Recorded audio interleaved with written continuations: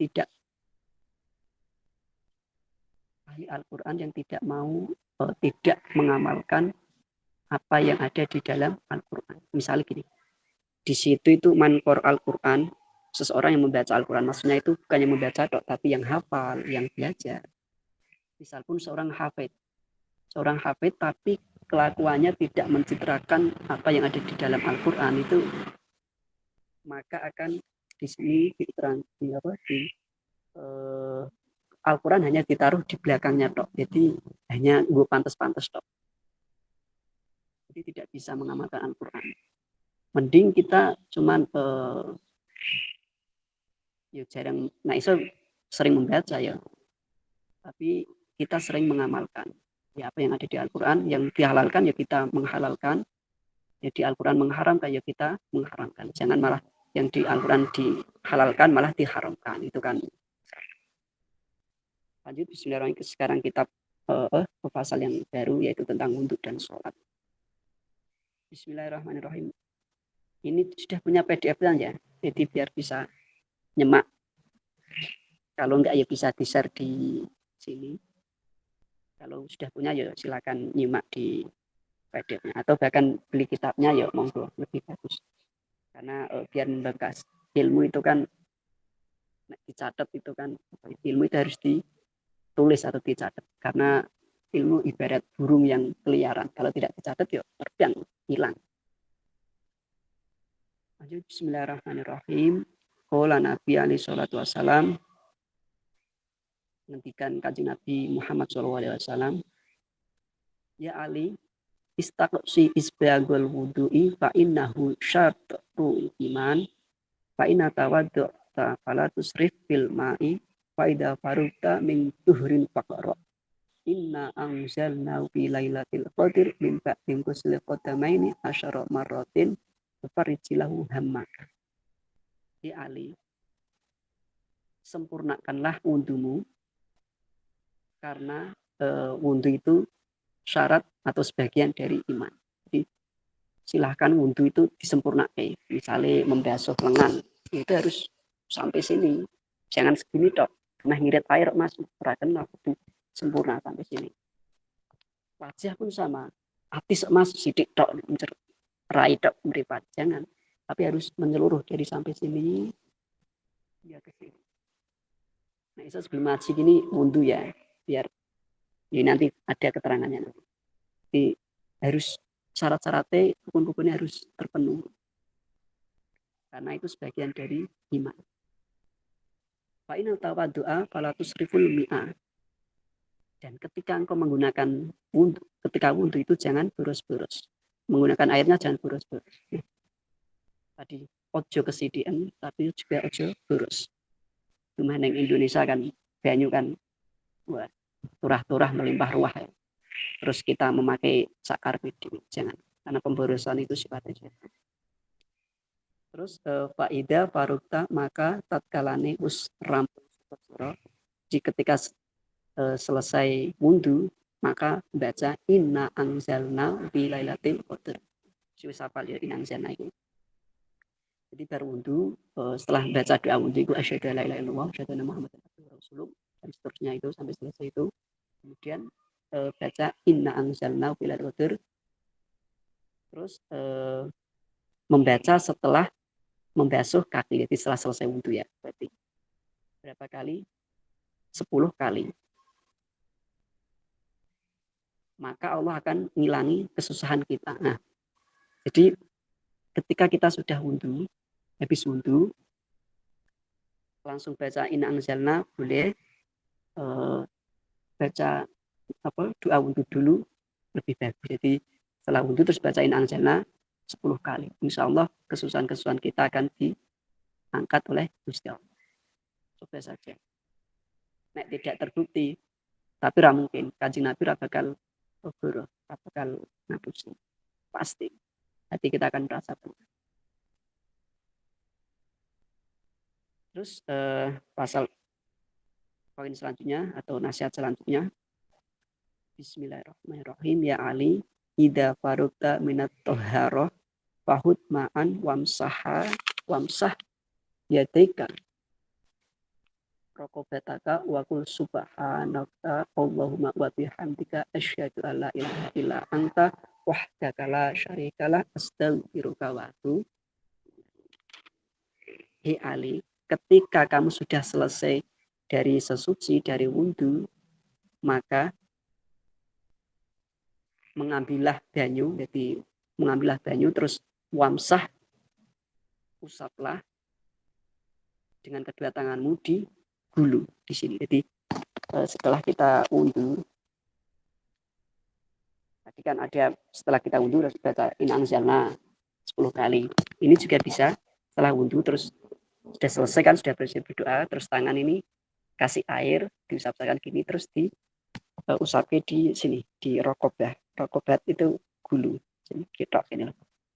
Setelah wudhu terus diusap di sini. Nah, kemudian sambil baca subhanaka Allahumma wa bihamdika asyhadu an la ilaha illa anta wahdaka la syarika lak astaghfiruka wa atubu ilaik. Insyaallah dosa-dosa kita akan rontok, gugur. Jadi setelah itu dosa-dosa kita insya Allah akan rontok. Seperti ketika sholat atau itu dosa kita itu banyak di kepala sini. Nah, ketika kita buat rukuk atau sujud nanti kan otomatis sesuatu yang ditaruh di geger. Ketika kita sujud atau rukuk kan pasti kan jatuh. Nah, itu seperti itu. Jadi dosa itu ketika kita wudhu terus itu melakukan ini insya Allah dan membaca doa ini subhanaka wa bihamdika dan sampai selesai itu insya Allah dosa-dosa kita akan rontok semua. Sumang duru ilal ardi wa qul asyhadu anna muhammadan abduka wa rasuluk. Kemudian setelah itu tadi, setelah mengusap ini, gedok ini gitu. Kemudian sumang duru melihat ke bawah, ke tanah. Nah, di sini ke ardi, ke bumi ya. Nah, dulu memang karena tidak ada itu ya keramik ya langsung bumi ya. Jadi, habis wudhu tadi, habis mengusap gedok, kemudian melihat ke tanah dan mengucap asyhadu anna muhammadan abduka wa rasuluk. Fa inna mangkola hadal gofara wa ulakulu sogirotan wa kabirotan. Karena perlakuan yang seperti itu tadi, mengusap gedok, seperti saya sampaikan tadi itu, setelah mengusap gedok, terus habis itu melihat ke bumi, kemudian baca asyhadu anna muhammadan abduka wa rasuluk, kelakuan yang seperti itu atau amalan yang seperti itu, Gusti Allah akan ghafarahu lahu sogirotan wa kabirotan, akan mengampuni dosa yang kecil dan dosa yang besar. Dosa yang kecil itu seperti apa, yang besar seperti apa? Yang kecil ya misalnya apa, yang besar ya apa, itu kan sudah ada kategori.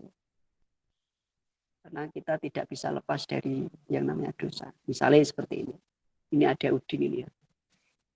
Udin biasanya kalau di tongkrongan anak-anak raga itu biasanya kayak bulian. Nah, itu salah satu penyebab dosa seperti itu. Itu guyonan, tapi ternyata nek misalnya Udin tersinggung ya bisa itu menimbulkan dosa itu.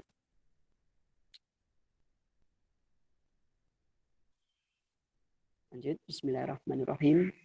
Nasihat yang ketiga, ya Ali, innal malaikata yastaghfiruna lil insani ma dama ala tuharatin walam yuhbis.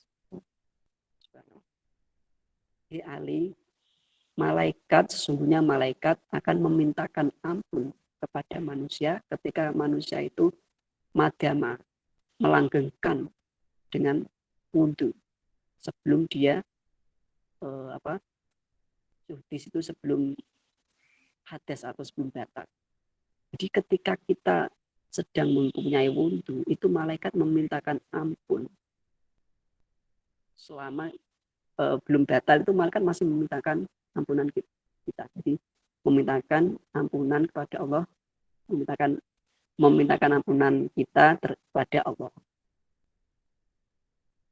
Padahal malaikat itu kan orang makhluk yang taat, tidak pernah maksiat, tidak pernah apa. Di sini zikiran terus kok dimintakan makhluk seperti itu kan pasti bisa terampuni atau dikabulkan oleh Gusti Allah. Untuk itu marilah langgengkan. Susah Mas, memang susah. Misalnya gini, triknya untuk bisa langgeng itu ketika setiap kita ke WC mau pipis atau hijau atau cuci tangan atau apa sekalian wudhu. Nanti nek sudah terbiasa nanti penak nek ora wudhu itu rasanya piye. Jadi terbiasakan itu. Ya, memang susah tapi nek kebiasaan itu menjadi enak. Dibiasakan. Karena itu menfadilai malaikat memintakan ampun.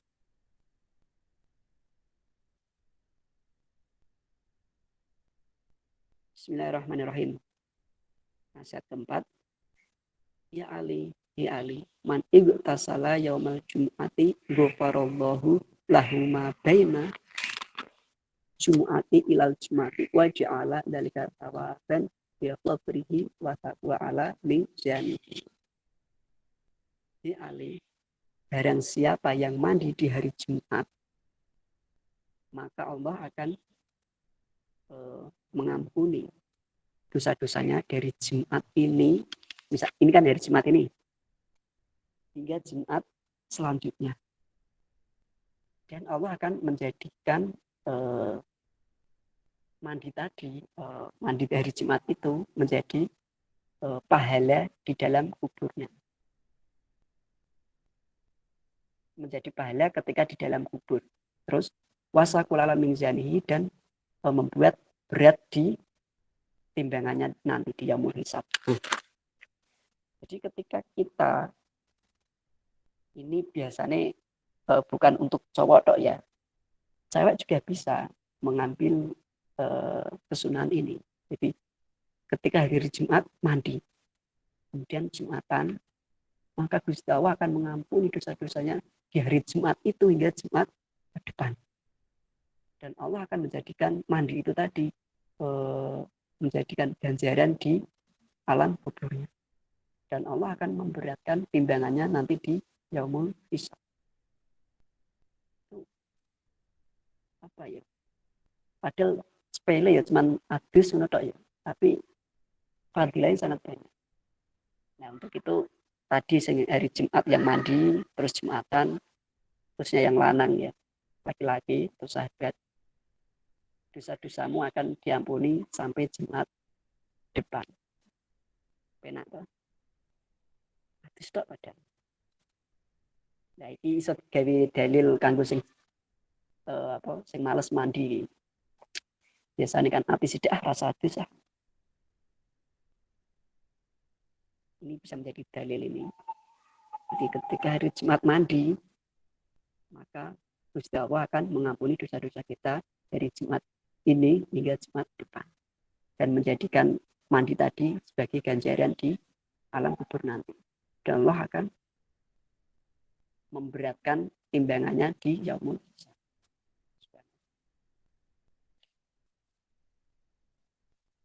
Nah, ini kalau yang punya PDF-nya Wasiatul Mustafa yang diterjemahkan oleh Kiai Asrori, di sini kan ada hadis itu.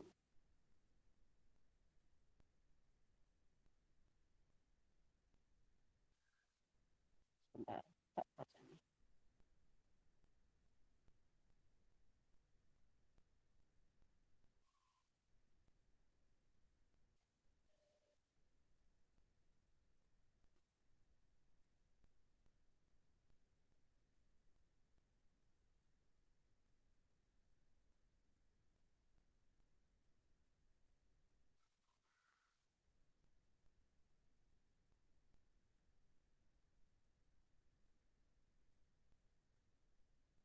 ini ada hadis dari yang diriwayatkan dari Abi Umar, atau Abi Umar itu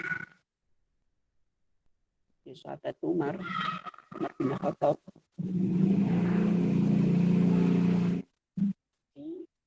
Ketika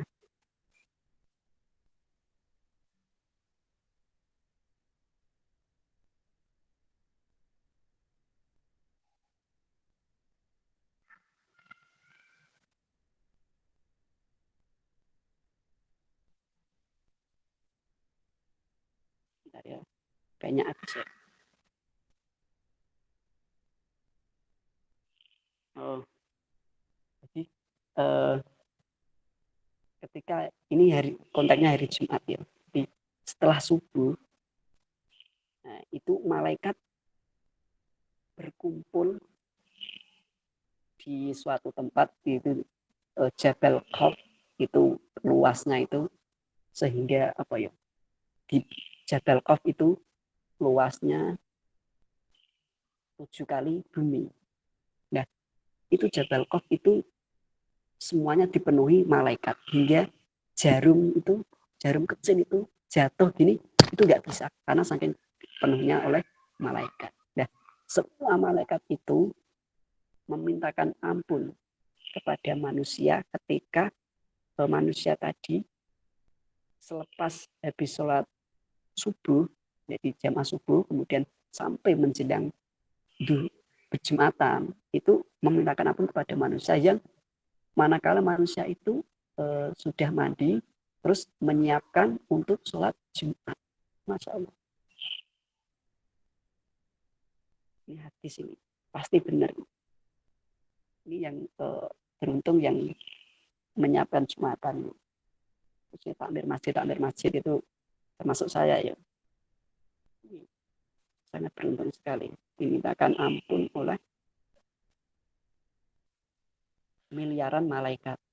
Mungkin ya, karena besarnya Jabal Qaf itu 7 kali bumi. Ya, setiap malaikat itu yang memintakan ampun, ininya itu terdapat 40 maghfirah.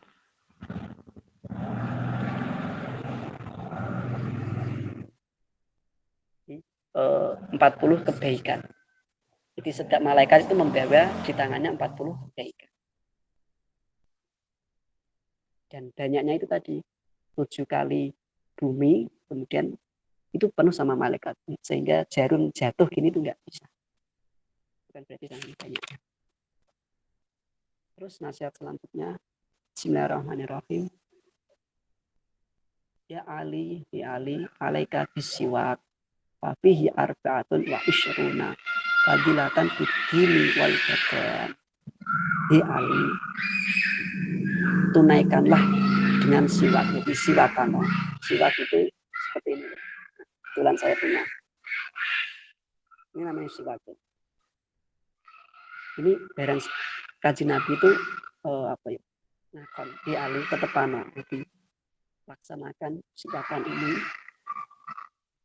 karena siwak ini ada 24 keutamaan di dalam din, agama, wal badani, dan badan. Jadi, siwakan itu membawa keutamaan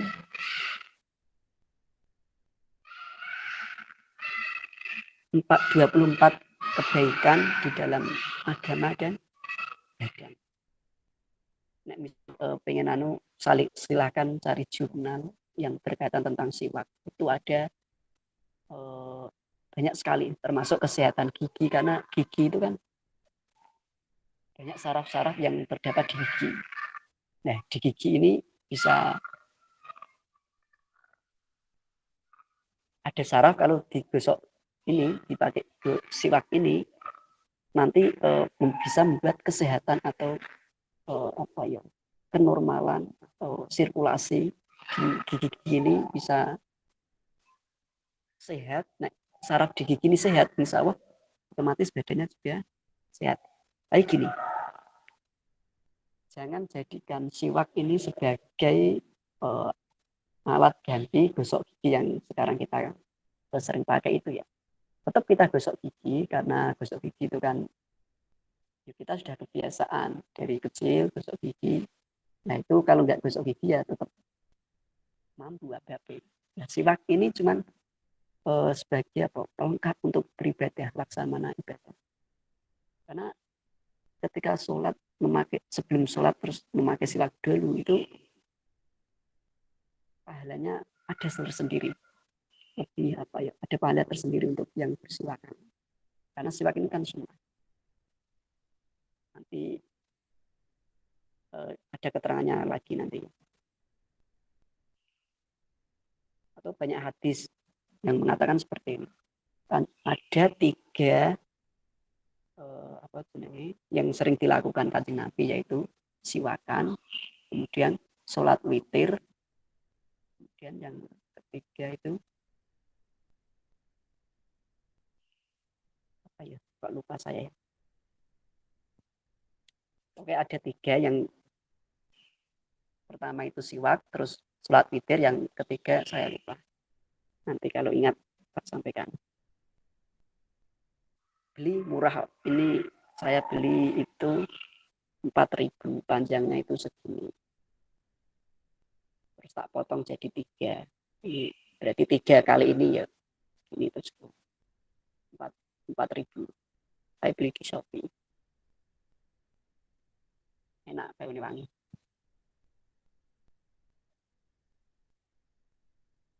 Lanjut ya, bismillahirrahmanirrahim.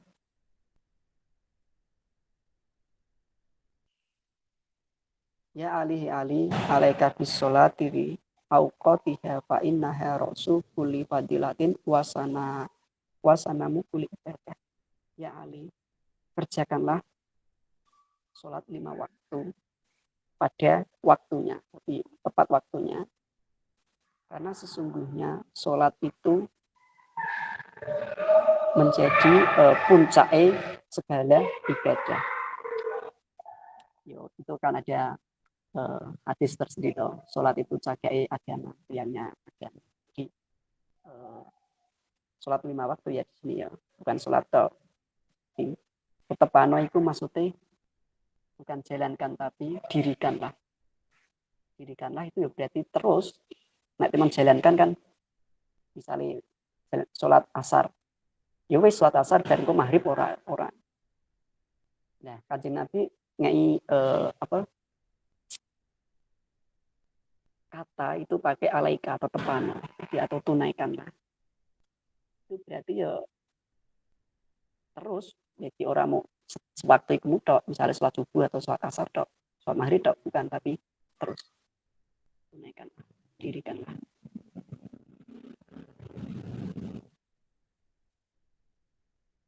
pada waktunya. Bentar, ada paket. Bentar ya, sorry.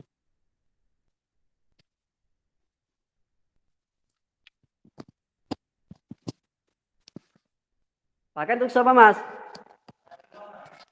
Hah?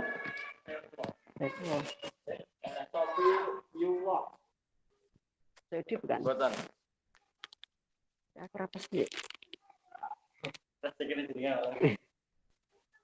Iya. Nah, ordenan.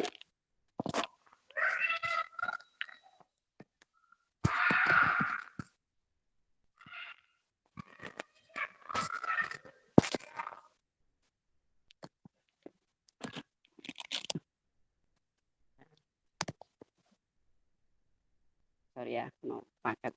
Itu nggak sopo, tapi di atas nama jeneng kuwi. Apa-apa, Pak bayar.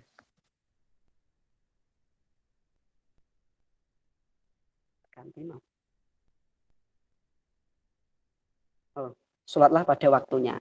Waktunya itu bukan berarti dia, yo di awal waktu bagus, tapi karena misalnya ada kegiatan, masih ada kegiatan, yo nanti. Penting pas waktunya maksudnya misalnya duhur, yo waktu duhur, aja sholat duhur ning waktu asar, terus subuh, di waktu subuh, ora sholat subuh di waktu duha, kan biasanya ngono. Kata PMI kan biasanya ngono. Sholat subuh waktunya duha. Jadi sholat duha itu ono kunute.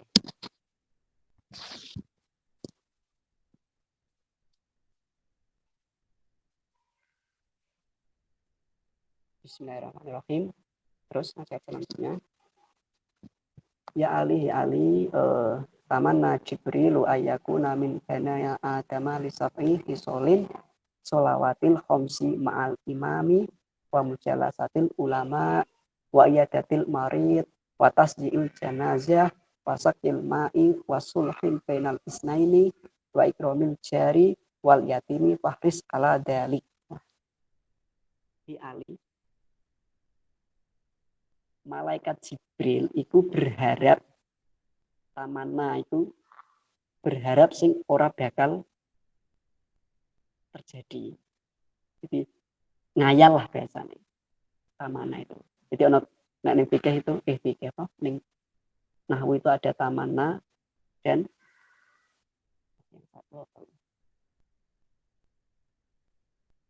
lupa. Oke, ada harapan yang mungkin terjadi dan harapan yang tidak mungkin terjadi. Misalnya seperti ini. Saya berharap bisa terbang. Itu kan tidak mungkin terjadi. Makanya pakai redaksi tamanna. Ya, terus ada harapan yang bisa terjadi. Saya berharap suatu saat akan bisa naik haji atau apa. Itu harapan yang mungkin bisa terjadi. Ya, ada harapan yang tidak mungkin bisa terjadi dan ada harapan yang kemungkinan terjadi. Ya, ini di sini redaksinya tamanna itu harapan yang mungkin terjadi. Jadi malaikat Jibril itu bisa dikatakan Mary berharap untuk menjadi Bani Adam itu anak Adam atau manusia karena 7 perkara di malaikat Jibril itu Mary terhadap manusia dengan 7 perkara, yaitu yang pertama sholawatal khomsi, sholat 5 waktu. Jadi, manusia itu kan khususnya umat Islam, umat Kanjeng Nabi itu kan diwajibkan sholat 5 waktu, yaitu malaikat Jibril itu iri dengan sholat 5 waktu itu. Karena apa? Fadilahnya sangat banyak sekali. Sholat 5 waktu ma'al imam, jadi maksudnya berjamaah. Orang munfarid. Di sholat ma'al imam itu berjamaah. Sholat 5 waktu dengan berjamaah itu fadilahnya sangat banyak, maka dari itu Jibril pengen jadi manusia. Terus wa mujalasatil ulama, jagong atau duduk bersama ulama, jadi yusowan kepada ulama, terus ngaji karo ulama itu juga termasuk. Terus wa iyadatil marid, pilih wong loro, menjenguk orang sakit. Malaikat Jibril masuk ono malaikat sakit, tidak mungkin toh masuk malaikat menjenguk malaikat. Sing sakit kan yo manusia kan. Nah. Terus watasjil jenazah, menghantarkan jenazah. Apa ada malaikat ngantar ke jenazah? Ya ono melu ngantar ke sih sebenarnya. Tapi ora jenazah malaikat tapi jenazah manusia. Terus wasakil ma'i, memberikan air ngombe. Maksudnya ketika ada orang yang sedang kehausan, ya diberikan minum. Ya, ini bisa dikatakan sedekah. Misalnya ada tamu ya diberikan minum. Terus ada musafir yang kehabisan bekal ya dikasih bekal, dikasih minum, dikasih makan. Terus wasuhil benal isnaini, dan mendamaikan 2 orang yang berselisih. Jadi misalnya ada wong tukaran, ya damai ke aja malah di adu domba, di meracuni, tambah panas ya. Didamai. Misalnya siapa dengan siapa sedang bertengkar, kita mendamaikan. Itu malaikat Jibril itu Mary. Terus wal yatimu fahris ala dalik, dan menyantuni yatim piatu. Terus ini yang ketujuh ya. Di fahris ala dalik, maka teman-teman nano atau apa ya, lakukanlah dengan sebaik mungkin 7 amalan tadi atau 7 amal tadi. Yaitu yang pertama apa? Sholat jamaah, kedua duduk dengan ulama, ketiga menjenguk orang sakit, keempat mengantar jenazah, kelima memberikan minum air, keenam mendamaikan orang yang sedang berselisih, ketujuh memberikan santunan kepada yatim piatu.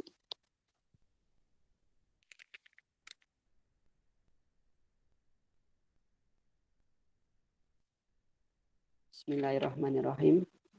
Nasihat selanjutnya. Ya ali sholli bilaili walau kahal bin syaatin fal musolli bilaili ahsan wajah. Ya Ali, sholatlah malam, maksudnya bilaili itu sholat tahajud. Walau kahal bin syatin, senajan sediluk. Nah, di sini tuh memerah wedhus, memerah susu kambing itu. Jadi Kanjeng Nabi mengibaratkan sediluk itu seperti memerah susu kambing. Karena sholat tadi, sholat malam tadi bisa membuat bagusnya wajah. Yo, baik secara dohir, jadi wajah kita cerah, atau secara batin. Yo, secara batin itu tidak kelihatan, hatinya itu bercerah. Jadi apa ya? Sholat malam itu memang bisa terbukti. Lihatlah banyak ulama kita lah, ulama-ulama yang di NU itu, kita memandang itu hewannya adem, ayam, itu karena itu. Salah satunya mungkin sering sholat malam itu, beliau itu. Ada yang ulama yang dawaannya didelok itu enak ya akeh. Terus seorang lah orang itu ya ada yang dipandang itu menyenangkan, teduh, kalem, enak.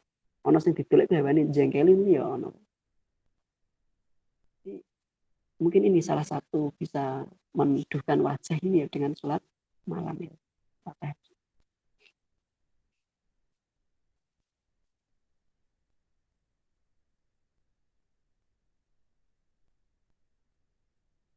Ini juga ada hadis kalau yang megang kitabnya terjemah dari Kiai Asror ini, ada nggak tak baca nih, diriwayatkan dari siapa? Nggak ada periwayatnya langsung, berarti sholat jamaah, ketika melanjutkan sholat jamaah itu ada beberapa keutamaan. Yang pertama, tidak bakal fakir di dalam dunia, jadi tidak bakal miskin di dunia. Ketika orang melanjutkan jamaah itu ada 5 yang bakal ditepati oleh Gusti Allah atau diberikan oleh Gusti Allah, yaitu tidak bakal fakir di dunia, kemudian dijauhkan siksa dari kubur, yang ketiga bakal diberikan buku catatan melalui tangan kanan. Nah, jadi besok nanti di hari Yaumul Hisab itu, ketika seseorang diberikan buku catatan, kita menerimanya pakai tangan kiri, itu nanti berarti orang itu celaka. Tapi kalau kita menerimanya pakai tangan kanan, itu orang itu ya selamat dan tidak celaka. Jadi, maka dari sini bakal diberikan buku catatan melalui tangan kanan. Kelima, bakal lewat siratal mustaqim seperti kilat, jadi cepat. Nah, itulah keutamaan atau fadilah dari sholat berjamaah.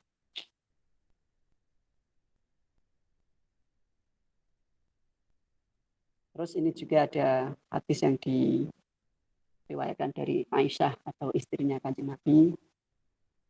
Tak bacakan ya.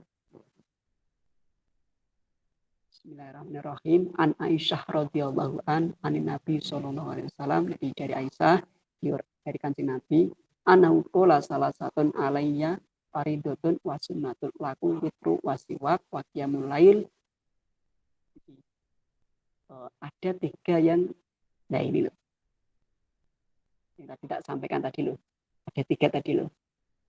Itu yang sering dilakukan Kanjeng Nabi itu, yang pertama sholat witir, yang kedua siwakan, yang ketiga sholat sunnah ing dalem bengi atau tegese tahajud. Jadi ada 3 yang pasti dilakukan Kanjeng Nabi itu, siwakan, witir, dan juga sholat sunnah.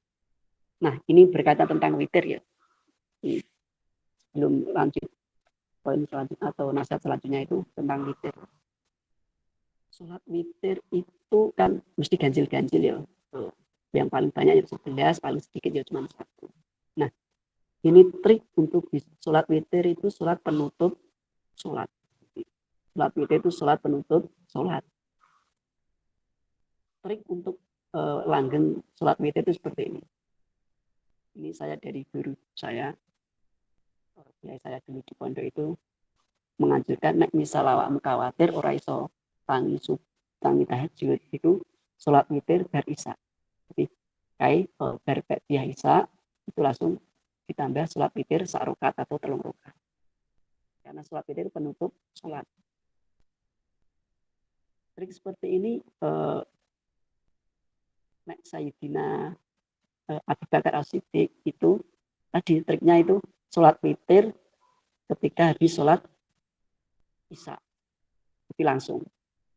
Nah, Umar bin Khattab sholat witirnya itu ketika habis tahajud malam tadi sepertiga malam. Jadi, tinggal milih mau seperti Umar bin Khattab atau Abu Bakar As-Siddiq. Abu Bakar itu witirnya itu habis sholat isya. Nah, Umar bin Khattab habis sholat tahajud, habis sholat malam. Silahkan.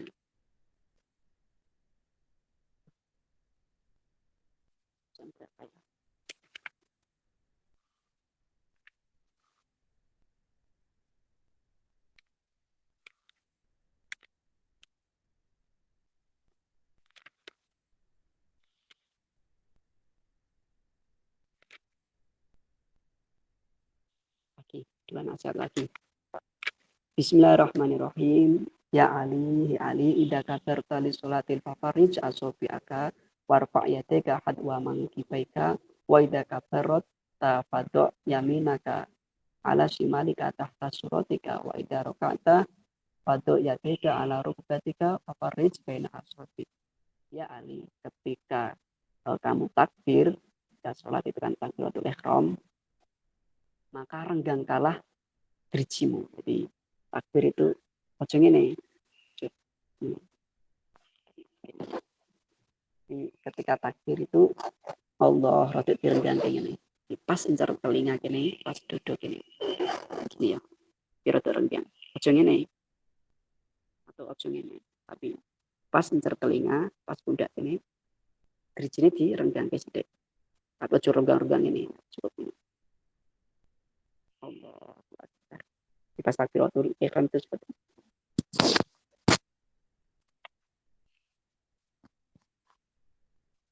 Kemudian setelah Allah Akbar, taruhlah di tangan kanan itu di atas tangan kiri seperti ini ya. Ya seperti jenengan sudah tahu lah bagaimana. Terus ditaruh di atas pusar. Betul bahasa Jawa di atas pusar. Nek wong Jawa penak sarungan dadi rasa kudu kenceng-kenceng wis kayak nyangkol dhewe. Tapi nek orang nggo sarung kan kudu dikencengin, nek ora kenceng kok melorot ya ini. Jadi kudu untungnya jadi wong Jawa iku sarungan dadi penak. Di Allahu Akbar ngono. Apa meneh sing wetenge gedhi kae. Jadi rasa di tekem kenceng-kenceng jarke ngono wae wis nyangkol wetenge. Kemudian wa idza kadar ta fadhu yaminaka ala shimalika, di atas tangan kanan di atas tangan kiri. Terus wa idza raka'ta fadhu yadeka. Jadi ketika ruku maka fadhu selehkan di lutut dengan direnggangkan. Jadi pas ruku itu tangan ini pas ditaruh di lututnya. Jadi jangan di bawahnya atau jangan di atasnya. Nanti nek pas di lutut nanti posisi tubuh itu seperti gini. Segitiga apa ini? Siku-siku ya. Jadi pas karena Gusti Allah itu menciptakan apa ya? Sempurna banget itu. Jadi ketika tangan itu pas ditaruh di lutut ketika ruku itu nanti posisi tubuh itu seperti yaitu sempurna seperti segitiga siku-siku itu. Nah, jadi sedikit diregangkan juga pas ini apa ya nasihatnya Kanjeng Nabi kepada Ali. Terus nasihat selanjutnya satu lagi ya. Satu bab ternyata ini bab tentang wudhu banyak sekali ini. Bismillahirrahmanirrahim. Ya Ali, asbir bisubhi wa sholli maghrib ba'dal ghiyabi asyamsi bi qadri syatin wa inna dzalika min husulil anbiya alaihi wassalatu wassalam. Ali, ketika atau sholat subuh itu lebih baik sholat subuh itu sedikit padang, jadi ojo kepetengan, ojo kecepatan. Kan ini sholat subuh kan pujiannya dua panjang-panjang suwi-suwi itu sambil menunggu jamaah karena masih pada tidur ya itu karena sunnahnya itu sedikit padang. Jangan masih gelap itu memang waktu subuh masih gelap itu juga waktu subuh tapi sunnahnya itu sedikit padang menjelang fajar. Nah, sholat maghrib itu juga masih padang, jangan pas gelap-gelap. Jadi nak sholat maghrib makanya dicepet. Maksudnya waktunya cepet. Jadi pujian sedilok, adan pujian sedilok, umat terus sholat. Jadi nak sholat subuh tadi masih padang, matahari mau menjelang terbit. Nak sholat maghrib itu masih padang juga, jangan terlalu gelap. Jadi, makanya nak sholat subuh maghrib itu dicepetke, jadi antian pujian dulu terus komat, tapi nak sholat subuh antian pujiannya dilamakan. Karena seperti itu kelakuannya seperti tadi itu sholat di waktu-waktu itu seperti yang dilakukan para nabi dan dilakukan kanjeng nabi dan nabi-nabi sebelumnya. Dari Nabi Adam sampai Nabi Muhammad itu melakukan sholat subuh dan maghrib itu seperti itu.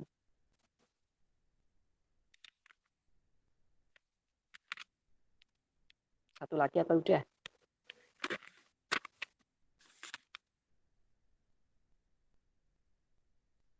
Satu lagi ya, waktu ini masih panjang. Bismillahirrahmanirrahim. Ya Ali, alaika bi sholatil jamaah fa inna indallahi tamas jika ilal haji wal umroh. Ya Ali, jalankanlah sholat berjamaah karena sesungguhnya sholat berjamaah dimunggui Allah, munggui Allah itu di pandangan Gusti Allah itu seperti orang yang haji dan umroh. Enak toh? Tapi tetap butuh haji dan umroh ya. Jadi pahalanya tadi loh, pahala orang berjamaah itu seperti haji dan umroh. Nah, ini berkaitan tentang haji ya. Ini haji itu kan rukun Islam ya, termasuk rukun Islam. Rukun Islam itu kan ada 5, syahadat, sholat, zakat, puasa, terus haji. Nah, haji ini kan menjadi rukun yang terakhir. Nah, jenenge rukun itu kan berarti suatu kewajiban yang harus ditunaikan. Karena itu rukun Islam berarti orang Islam itu wajib menunaikan ibadah haji. Tapi di ibadah haji itu kan ada keterangan bagi yang mampu. Nah, itu seperti ini. Kebanyakan orang itu menggarisbawahi bagi yang mampu itu. Jadi orang mampu ya berarti serasa mikir haji. Itu sebenarnya kurang tepat. Tapi yang tepat itu seperti ini. Kita harus tetap menyiapkan untuk berangkat haji. Bahwa nanti tidak kesampaian ya itu memang urusan Gusti Allah. Tapi kita minimal itu meniatkan untuk berhaji. Jadi karena itu sebagai rukun Islam yang harus ditunaikan seorang Islam, maka dari itu aku berpesan kepada ya, jenengan semua atau masuk saya sendiri itu niatkanlah mulai dari sekarang untuk beribadah haji dan naik umroh sunnah hajinya beribadah haji. Besok nanti ketika sudah berkeluarga kok belum bisa berangkat haji, itu urusannya Gusti. Penting dari kita pengen haji niat karena itu kan kewajiban. Wajib kalau tidak dijalankan berarti kan dosa. Nah, untuk itu niatkanlah mulai dari sekarang untuk beribadah haji. Dan juga berusaha mewujudkan, jangan niat toh, tapi orang berusaha mewujudkan. Berusaha mewujudkan nanti misal bisa berangkat haji kesempatan ya alhamdulillah, tapi nanti tidak ya minimal tadi kita sudah mendapat kebaikan niatnya tadi. Ayo rubah mindset kita terhadap haji. Jangan yang digarisbawahi yang bagi yang mampu, tapi kewajibannya tadi. Yang digarisbawahi itu kewajiban hajinya, jangan bagi yang mampu. Karena kalau yang digarisbawahi yang bagi yang mampu yo nanti kita merasa belum mampu yo tidak ada niatan untuk berhaji, itu kan salah. Di sholat berjamaah seperti orang haji dan umrah. Wa ma yahris ala sholatil jamaah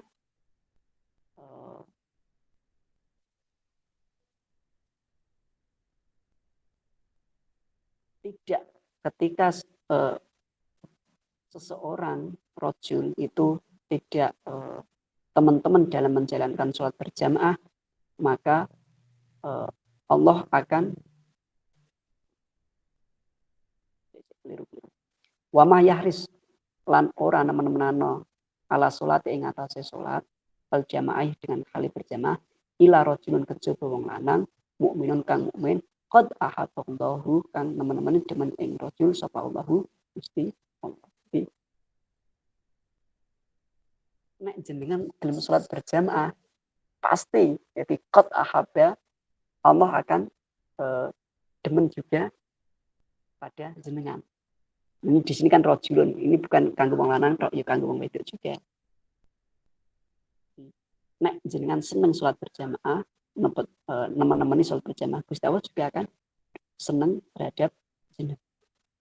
Wa ma yazhadu biha illa munafiqun qad abghadallah. Wa ma yazhadu lan ora tinggal ke zuhud biha ing dalem orang zahid lan orang ninggal ke sapa zahid biha ing dalem jamaah ila munafiqun kejaba wong kang munafik qad abghadallahu qab godo kang teman-teman wis bendu hu ing munafik sapa Allahu Gusti Allah. Ketika zahid atau seseorang ini tidak menjalankan berjamaah, maka itu termasuk orang munafik. Jadi, orang Islam kok tidak berjamaah itu seperti orang munafik.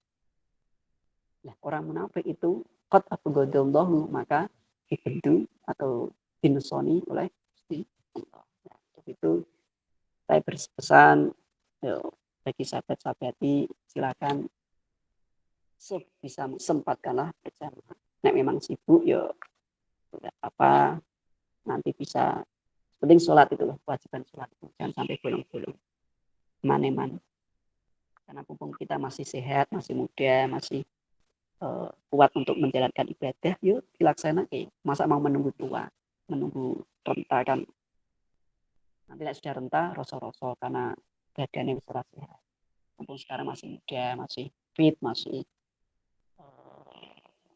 ya masih bisa menjalankan jamaah, yuk silakan.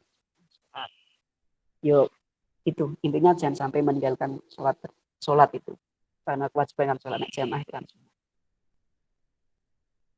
Oke, ngajinya selesai. Silakan kalau ada pertanyaan Pak kembalikan ke Mas Fahri ya. Untuk Mas. Monggo bila ada yang mau bertanya silakan bertanya. Ono lo, ono tanya jawab ngono lho Mbak. Dapat fatah.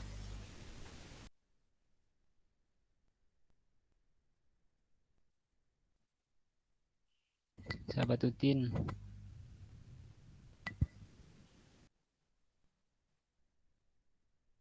Jenengan dewi Mas namanya takon. Apa?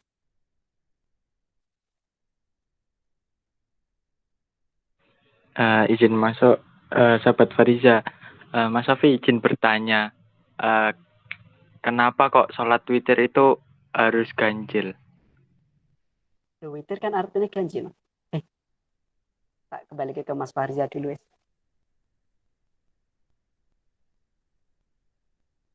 Ini monggo Mas sahabat Sofi menjawab pertanyaan dari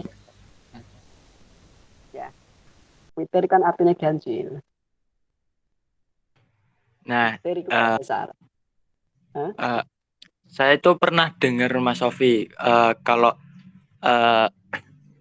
tujuannya sholat witir itu untuk mengganjilkan jumlah rakaat sholat kita. Nah kan dalam satu hari rakaat dalam sholat kita itu ada 17 rakaat, itu kan sudah ganjil. Terus kalau ditambah sama ganjil jadinya genap. Itu hitungannya gimana sih, Mas? Masuk juga mungkin. Aku sebelum mendengar. Cuman ini konsep ini masuk juga karena itu kan sholat witir kan sebagai sholat penutup tadi kan Pak sampaikan. Di sholat penutup sholat, misal di hari itu sholat penutupnya ya sholat witir itu. Nah, witir tadi dari kata ganjil. Bisa jadi memang untuk penutup ya berarti untuk menggenapkan yang sholat kita jamaah kita atau sholat 5 waktu kita yang 17 rakaat itu kan ganjil. Digenapi oleh sholat witir. Masuk juga. Masuk. Tapi saya baru mendengar ini malah. Bagus. Mungkin kalau ada yang tanggapan yang lain.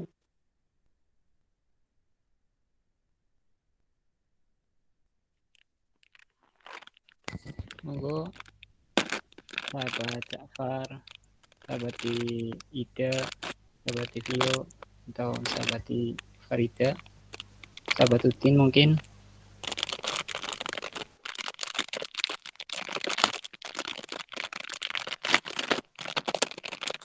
Nah, nggak ada ya nggak apa-apa.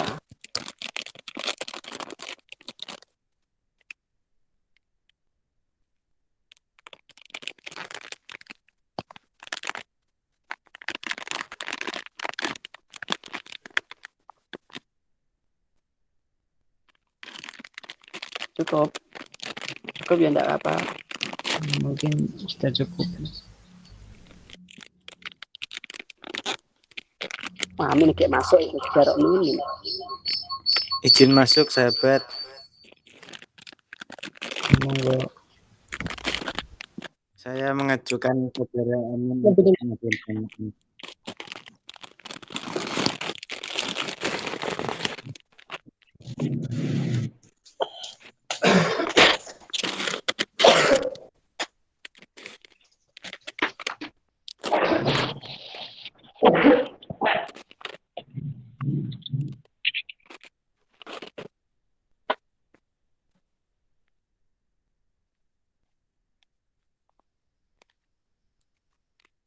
Jadi mau izin masuk. Sido ora? Kami kirim ajakan.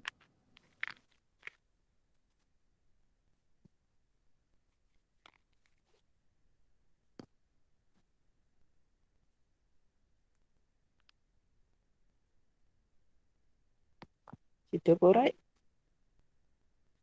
Gimana sahabat Ja'far? Sudah jadi bertanya apa enggak?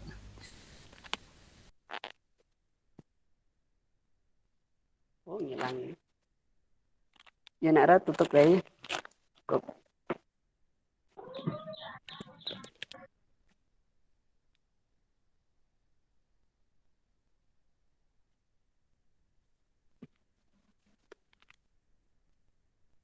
Mas Amin mau bertanya. Enggak, izin enggak, Mak. Enggak deh. Aku belum masuk, belum tahu apa-apa.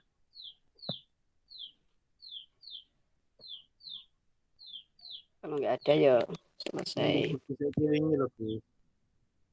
Mau bertanya, Jafar.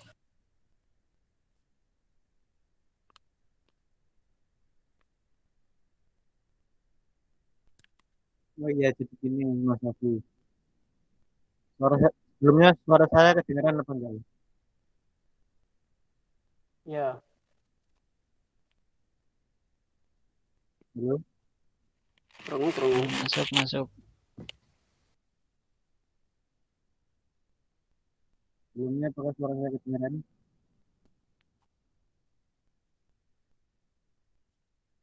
Kan masuk suaranya. Jadi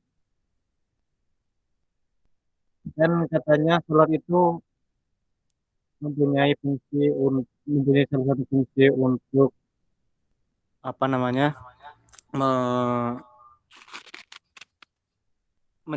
kayak agar kita itu tercegah dari perbuatan mungkar kayak gitu. Lah kalau kita udah sholat tapi tetap saja berbuat maksiat, berbuat mungkar itu kan tandanya kita masih salah dalam melakukan sholat. Padahal secara cara dan apa namanya niat itu sudah menyiapkan agar tidak berbuat mungkar itu dengan maksudnya.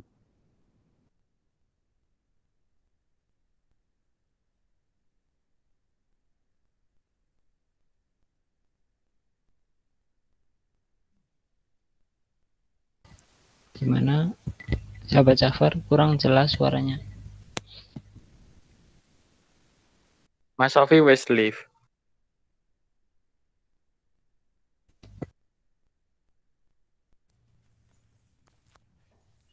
Ketika keluar aku. Iya mau. Yang terakhir. Halo Mas Sofi. Halo. Kan katanya itu sholat itu bisa mencegah kita dari perbuatan maksiat, perbuatan mungkar. Kalau misal kita udah sholat tapi tetap berbuat maksiat, tetap berbuat mungkar, itu Ya ada yang salah. nah padahal secara tata caranya sudah sesuai dengan apa yang diajarkan, niatnya juga udah insya Allah benar. Itu gimana cara memperbaikinya Mas Sofi? Nah, langsung tak anu ya Mas ya. Mas Fahrian. Sholat berjamaah memang itu ada atau keterangan atau dalil hadis kayak yang seperti itu. Sholat itu menjauhkan dari hal-hal berbuat kemungkaran. Kenapa kok kita sholat tapi masih berbuat mungkar atau maksiat? Satu, karena kita itu manusia. Sifat manusia ya memang seperti itu, apalagi yang nafsu. Itu nafsu kan memang sesuatu.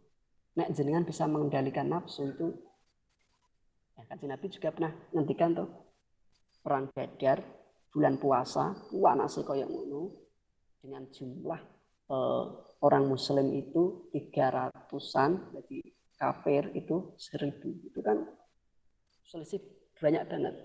Tapi ketika habis perang itu Kanjeng Nabi ngendikan kita dari jihad yang ringan menuju jihad yang lebih besar.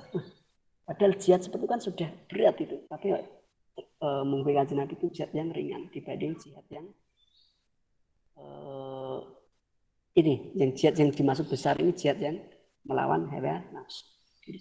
Nah, maka dari itu menurut saya apa ya?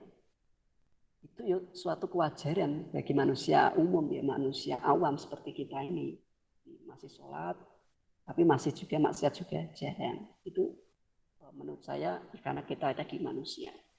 Kemudian jangan putus asa. Nah kita kita wis sholat terus tapi kok masih maksiat terus putus asa. Jangan, tetap sholat karena sholat itu suatu kewajiban. Jadi jangan dibenturkan antara orang yang sholat terus berbuat maksiat, itu dibenturkan. Jangan, tapi orang sholat insya Allah ada pahalanya tersendiri. Nah berbuat maksiat ya pasti nanti ada hukumannya tersendiri. Nah, tadi untuk memperbaiki menurut saya belajar. Salah satu bisa sempurna dalam menjalankan sholat ya belajar. Ngaji kitab fikih yang bagus itu Fathul Mu'in, itu cocok untuk kita. Tapi saya belum bisa membaca itu. Saya punya kitabnya tapi ada terjemahnya juga.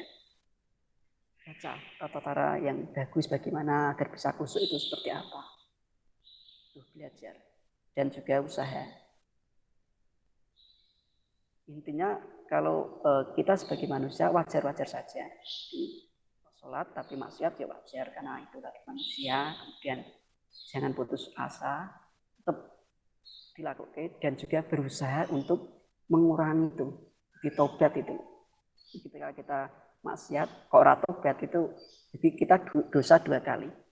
Tobat itu perintah Allah. Di Quran PKI tubuh. Jadi tobatlah kita, tobat semua kepada Ku Master Gusti Allah. Jadi berarti kan tobat itu suatu perintah dan harus dijalankan. Nah, ketika kita berbuat maksiat terus tidak tobat, berarti kita dosa 2 kali. Tobat maksiat, yang kedua dosa maksiat, yang kedua dosa karena tidak menjalankan tobat tadi. Nah, untuk itu ketika kita menjalankan maksiat, ya harus segera bertobat. Karena ketika kita berbuat maksiat kok masih ada rasa, wah, ini aku salah. Itu berarti jenengan masih punya iman. Nek wis nglakoni dosa kok koyo kurang legi loh. Ya berarti jenengan seranti iman. Jadi tanda seseorang masih punya iman itu tadi. Ketika maksiat itu kita merasa dosa, terus berusaha tidak mengulanginya kembali. Dosa itu, maksiat itu banyak. Nah, laki-laki paling, lagi Ja'far ini paling ya sing dosa kuwi to. Sing angel dikendhalike to. Nek pas wis nganu bar, iki sing terakhir, tapi sesuk diulangi meneh. Kan ngono. Ini sifatnya manusia seperti itu. Intinya ketika habis maksiat ya harus berusaha tidak menjalankan lagi atau berhenti terus kemudian karena tobat ini suatu perintah Gusti Allah. Mas, izin tanya Mas, Ya, cara menghindari itu Mas, kan kita itu kalau kejawab orang misal suruh berangkat iya tapi tidak, nih kan namanya manusia Mas, mengurangi itu gimana Mas? ketika Kan kita misal ada teman nanti kesini ya, terus kita bilang iya, lalu kita nggak datang, itu kan dosa ya Mas. Cara mengurangi hal seperti itu gimana Mas? itu awakmu dhewe ta. Ya itu harus apa ya, amanah tadi itu. Itu kan suatu atau janji ya. Jadi nek sik tak yo enggak krono tapi ra sido berarti kan ingkar janji. Nah itu berarti ora amanah. Jadi ya harus dibiasake karena hal-hal seperti itu walaupun sepele tapi jengkeli sebenarnya. Jengkeli kancane. Misalnya kita mau atau janjian yang kene ngopi tewas wis waktune sik OTW ya. OTW ini bos konti tapi 2 jam kemudian belum tekan-tekan. Nah itu kan apa ya, ingkar janji. Ya jadi biasa. Nah misalnya wis kadung, ya berarti usaha untuk tidak mengulangi, ya tobat berarti. Jadi, apa ya? Nek memang ora iso, ya wis ngomong ora iso ngono wae. Ya aku rono, memang ora iso dan males. Oh sorry, gek males aku. Mending kan jelas. Tidak ngiyani tapi ora sedo atau ora. Oh itu ya mending kowe mau. Apa jenenge? Nek memang ora iso, ya aja mengiyakan, tapi nek iso, rodok telat misalnya ngomong, ya sik engko tapi aku rodok telat. Jadi apa ya jujur. Kebiasaan kok ini kan sebenarnya kebiasaan ya habit ya. Kebiasaan sing kurang apik. Nek iso kebiasaanku ya sudah wae dhewe. Ya, mulai hal-hal yang kecil, misalnya apa-apa ya, nah janji ya harus ditepati. Hal-hal kecil kan akeh, misalnya mangan tepat waktu, itu kan juga termasuk tepat waktu. Misalnya sarapan ya iso, nah dinner ya makan malam, ora deh, dinner makan malam dinner ya, di tepat waktu. Intinya menepati waktu dimulai, aja kayak kebiasaan. Itu.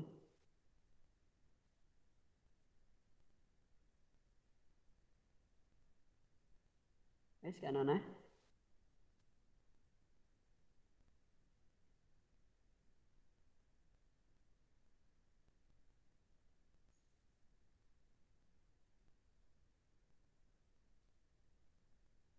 Pembawa acarane live Mas. Live. Iki piye cukup? Apa to? Cukup ya jam 5. Nah, tidak ada pertanyaan lagi, mari kita tutup dengan sholawat bil qulub dan juga di khamsatun itu hijayah dari Mbah Hasim itu. Jadi, kebiasaan jadi pokoknya habis ngaji Wasiatul Mustafa kita sholawat bil qulub, yuk kita wasilah terhadap kanjeng Nabi melalui sholawat bil qulub untuk kesembuhan atau kesembuhan sahabat-sahabat kita yang sakit, dan juga agar corona ini segera diangkat oleh Gusti Allah, terus kita bisa bertatap kembali, silaturahim kembali. Bismillahirrahmanirrahim. Allahumma sholli ala sayyidina Muhammadin tibbil qulubi wa dawaiha wa afiyatil abdani wa shifaiha ونور الأبصار وديائها وعلى آله وصحبه أجمعين. Allahumma sholli Sayyidina Muhammadin tibbil qulubi wa dawaiya wa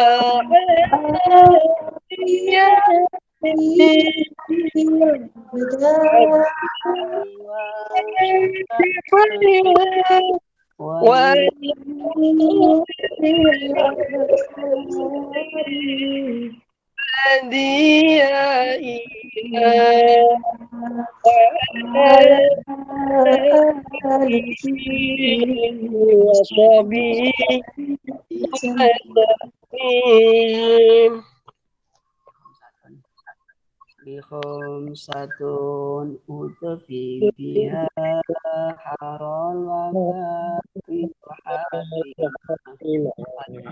al-Mustafa wal Fatimah khudfi biha haral waba'i Fatimah Al-Mustafa wal Fatimah. Terima kasih sahabat-sahabat dari Raden Garuda. Ini saran untuk pamflet ya, nek bisa itu posisi fotoku itu di bawahnya kitab. Jadi ya sebenarnya nggak masalah, tapi menurutku kurang soal adab baik. Di kitabnya ada di bawah, fotonya di atas itu. Kitabnya diyoi Mas Sofi. Apalagi yang kemarin itu kan fotonya pakai kopiah itu kan, makanya terus tak kirim sing pecinan bin ketok pantes. Masya Allah. Mak Kiai. Kiai. Acaranya ini kopian kan kurang pantes. Itu cukup. Terima kasih. Bila ada kesalahan, mohon maaf. Wallahu muwaffiq ila aqwamit thoriq. Assalamualaikum warahmatullahi wabarakatuh. Sampai jumpa Jumat besok. Waalaikumsalam warahmatullahi wabarakatuh. Jangan lupa jaga kesehatan. Jangan lupa makan. Kesehatan, olahraga. Makan. Jangan lupa Olahraga pura. Paralimpik. Olahraga, gimana olahraga? Ada Paralimpik kanggo